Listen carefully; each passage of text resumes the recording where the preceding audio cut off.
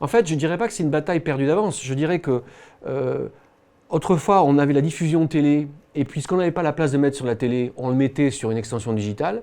Là, aujourd'hui, la table est renversée.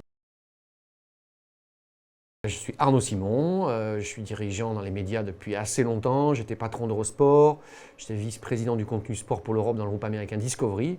Et j'ai monté ma structure il y a 3 ans qui s'appelle In and Out Stories et qui accompagne les ligues et les fédés sur les nouveaux modes de consommation, les nouveaux business models et la nouvelle expérience sport qu'on doit délivrer pour rester attractif aujourd'hui. Alors je suis là aujourd'hui parce que j'ai la chance de participer à ce 4e numéro de l'Afterfoot. Daniel Riolo m'a demandé d'évoquer le sujet du streaming et les nouveaux modes justement d'exposition du foot et du sport en général sur lesquels je planche au quotidien, et j'ai vraiment accepté avec beaucoup de plaisir parce que je trouve que c'est une revue qui englobe vraiment toute la culture autour du foot. Donc c'est évidemment le foot sport, mais c'est aussi le foot géopolitique, culturel, économique, et c'est assez nouveau, en France.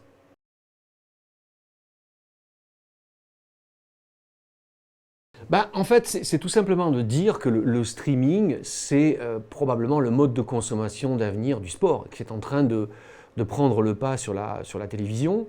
Regarder certains matchs en direct à la télévision, évidemment, ça continuera à exister, mais le streaming, ça offre une possibilité infinie de nombre de matchs, c'est facile, on pourrait comparer avec ce qui s'est passé dans la musique. Donc, et voilà, donc c'est vraiment un outil, un mode de consommation qui va très largement maintenant dominer. C'est les fameuses plateformes digitales, c'est sous l'effet Netflix. C'est aujourd'hui par là que passera la grande majorité de la consommation du sport.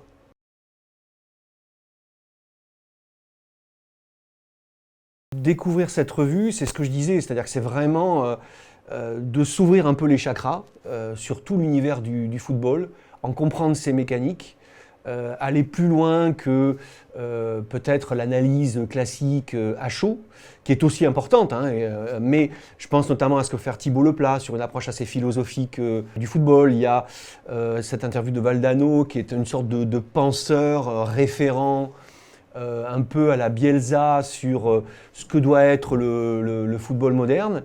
Et puis modestement, ce que j'essaie de démontrer, c'est que le streaming va être un outil de fluidité totale pour consommer le football, fluidité dans ses modes de consommation parce que c'est pratique, mais aussi dans les modes d'abonnement. Et c'est probablement la prochaine étape, c'est-à-dire développer des modes d'abonnement beaucoup plus flexibles, beaucoup plus libres, où par exemple on pourrait s'abonner pour voir les matchs de son équipe, on pourrait s'abonner peut-être pour certaines phases finales, pourquoi pas des offres promotionnelles, du pay-per-view, du paiement à la carte, enfin quelque chose qui soit vraiment plus libre, car aujourd'hui c'est là que le bât blesse. Aujourd'hui les modes d'abonnement restent trop rigides et une barrière à l'entrée qui me semble trop élevée. Donc ça fait partie des sujets que j'évoque dans cet article. Ouais, écoutez, je vous invite vraiment à découvrir ce 4e numéro et à vous abonner à la revue afterfoot.media. Voilà, merci, à bientôt.